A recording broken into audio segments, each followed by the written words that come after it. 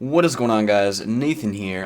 If you are a current subscriber and have no idea what the hell this video is about, then feel free to click away. This is not TF2, which is what I normally upload to my channel. This is part of the basically I'm trying to help out the airsoft community a little bit here. I have searched for and not found, on YouTube at least, a video showing how to remove the Real Shock recoil from the Tokyo Marui VSR-10 or its clone. So this is what this video is, basically covering that.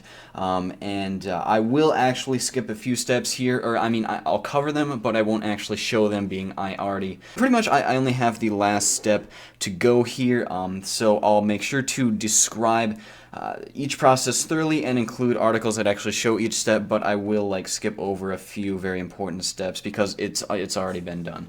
So basically, this is the Tokyo Marui VSR-10. I got this gun a few weeks ago, and what I noticed is that the recoil that is added to it, this is the Real Shock version, the recoil that they add to it basically is unnecessary and actually gives you inaccuracy to your rifle. So this is how to actually take off the actual recoil on the gun, which is basically the recoil is two metal plates in the cylinder. So first step you're going to want to do, very easy and pretty obvious, is take off the two Allen screws that will be, let's see, where are they, right here, and then, oh no, it's not here, right here, and then right here, and I've already taken them out, so I can just take off the barrel here and set the stock aside. Now what you're going to want to do is turn this whole system upside down, and you might have noticed that I don't have the cylinder here. That's because it's already been taken out. But basically what you're going to have is something that looks like this, and what is holding the cylinder in place is this little thing right here. I'll try to get in close. You're going to want to basically pull this out. It'll take just a little bit of force. Pull that out, and then your bolt, which is right here, will actually just slide right out. So you can just go ahead and take that out, and we can set this whole mechanism aside there.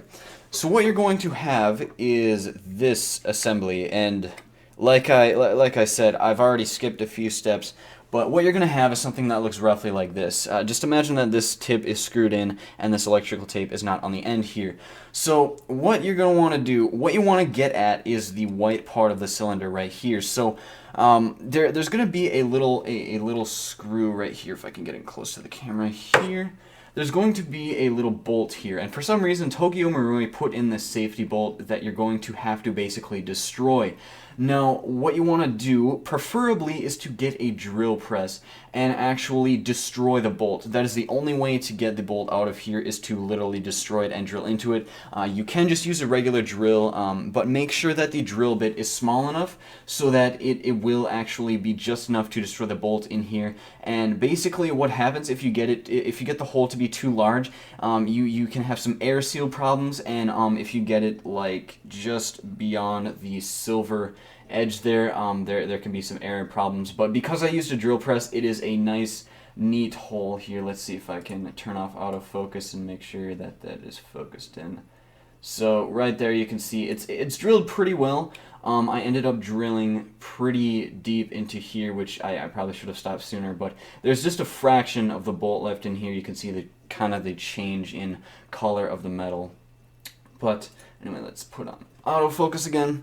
So once you get that drilled, and that is probably the biggest and probably the most risky step, is to make sure that you don't make a mess of it and get the hole too big or misplaced or something. But basically, once you have that out, you're going to want to wrap the tip in electrical tape. Now, the purpose of the electrical tape is to actually protect the tip so that you don't damage it. And then you basically get any sort of wrench, a crescent wrench will work just fine, and you want to find an Allen wrench that will fit in the edge or the top of, let's see if I can get this in the camera. You want to fit it into this little hole right here. So if I just quickly find whatever Allen wrench size will fit, just need a smaller one. Okay, so what you're going to basically do is take an Allen wrench, and this big bulky tool that my dad has actually isn't really that good for this, but you want to take just a regular Allen wrench, and you're basically going to hold it like so. You want to insert it into the hole, take the wrench, and this is assuming that this tip is still screwed into the cylinder.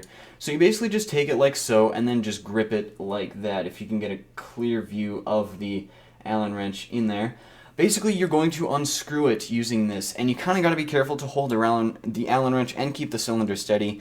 It will take some force, but just make sure to not squeeze too hard and keep the not damage the nozzle head here.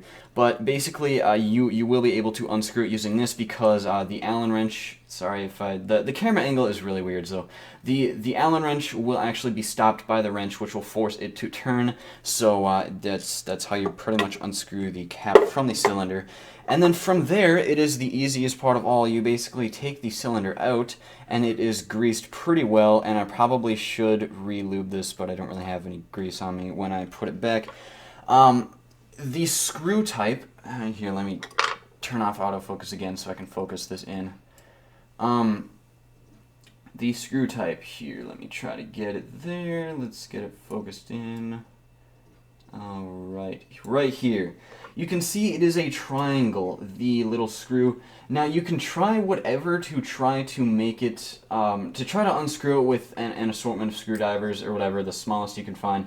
But you can also order what are called Y screws, which I ordered these. I got a 5-pack off of Amazon for $6, and because I have Amazon Prime, I was able to get free shipping. I think it has free shipping anyway. I'm not entirely sure, but just like, $5 more to just unscrew this safely. So basically, you just literally put it in here and unscrew it. These are what are used for Wii's as well. I believe they originate in Japan or something.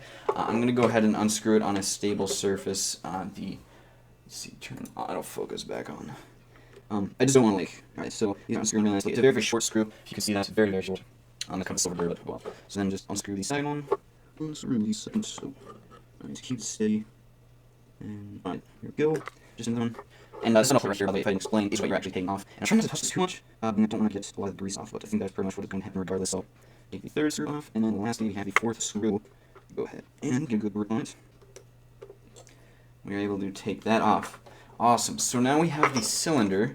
This is the cylinder right here, and as you can see, the metal part just falls right off.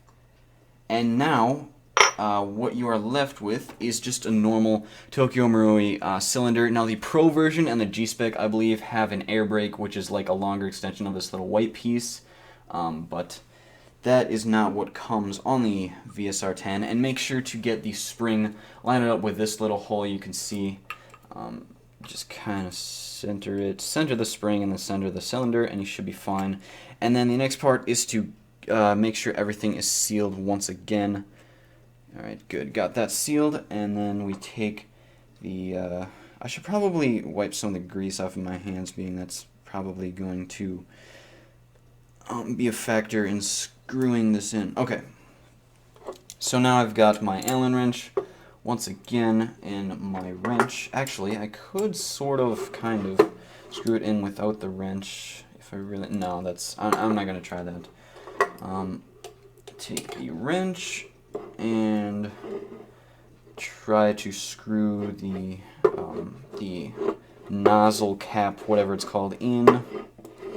And then the final step, really, I guess, is to make sure that you're not leaking in terms of air, which I think there's something you can light incense underneath your gun and fire it and see if there's some air leak, but I don't have any of that on me, so I'll have to, well, I don't know. I'll just do a test some other time, but let's see if it is all the way in, and it is fine. Awesome.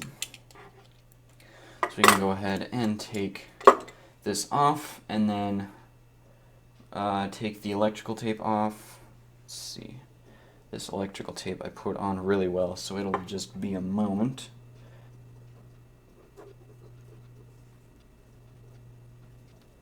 Alright, let's come off here. This electrical tape. I put quite a bit on just for some extra protection, and hopefully there won't be any air leaks on this. So basically we can slide it back into the trigger assembly. I'm kind of an airsoft newbie, so it's not that, if I'm not using the right technical terms, then sorry about that. But to slide the cylinder in, One little hang-up that you'll find is that, hopefully this can be seen on the camera, this little silver dealio right here, if you can see that moving, basically you're going to have to hold this down while you slide the cylinder in, otherwise your cylinder will be stopped, or I'm sorry, the bolt, I keep saying cylinder. But let me just get my fingers in here and slide the bolt in. Oh yeah, I suppose I would recommend you use a screwdriver for this, being most people's fingers are just too small to get that in, and then we can just slide it in like so. Now we can put it back into the stock. Put it back into the stock. I believe it's in here. Nope, it's got just a little bit left to go. Alright, is it good? Oh, you know what I did forget? I don't know why I'm trying to put it in the stock here. Alright, the last step, which I actually totally forgot, you're going to want to slide this lever back down simply by going like that. And there you go. Oh, make sure it's all the way down. Mine, make sure it clicks in there. Mine actually did not do that on the first go. So now we're going to slide it back in here. And that is how you remove the recoil from the RealShock version. Once again, drill press is highly recommended to take off, or to actually destroy that bolt. Making, like, basically, you could buy a new cylinder in itself to make everything easier, or you could just drill it, but make sure to not make a mess of that nozzle or part of the bolt that you will be destroying. So, yeah, that is the video, guys. Please leave a rating on it if you did enjoy it or if it was informative, and I'll see you all later. So, peace out.